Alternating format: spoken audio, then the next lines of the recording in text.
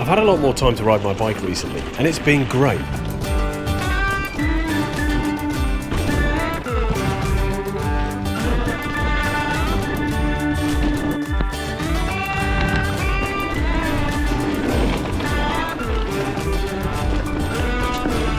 The only downside of all this time spent on my bike is that I've started to develop a few small aches and pains.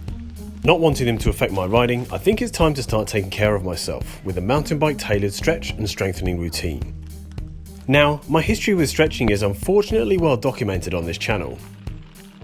So, to do this properly, I enlisted the help of a professional. This is Sal.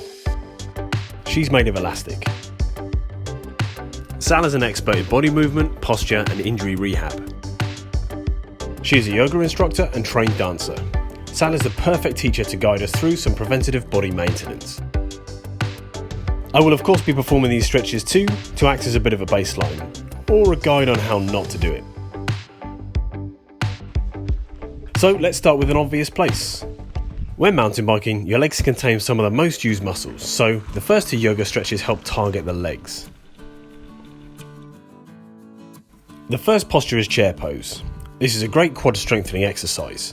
Basically, imagine you're sitting down on a chair.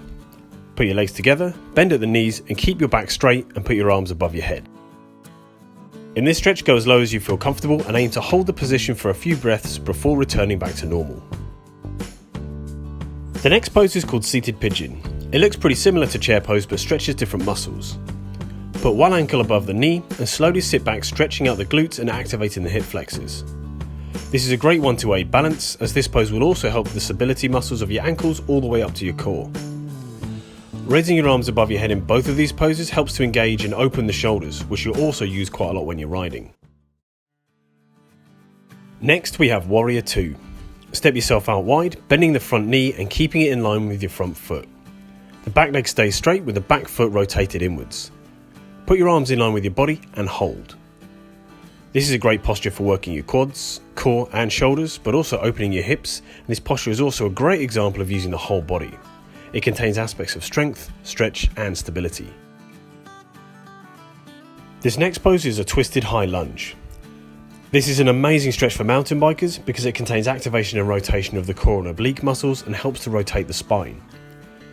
When we ride, the lower back can take a lot of punishment, especially when jumping or going over bumpy ground, so it's a really important area to work on.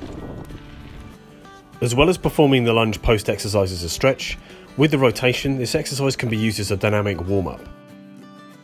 Hold the pose for a slightly shorter amount of time, return to standing after each one, and then alternate sides. The next posture is a simple back bend and forward fold. This may look easy, but they're actually quite difficult to perform if, like me, you're not very flexible. Raise your arms, lean back only a small amount, and then bend your knees and roll forward to your toes. You can keep your knees bent here. The objective isn't to straighten the legs, but to stretch out your hamstrings and lower back. A brilliant post-ride stretch. When coming out of this posture, come up slowly and roll through your entire spine.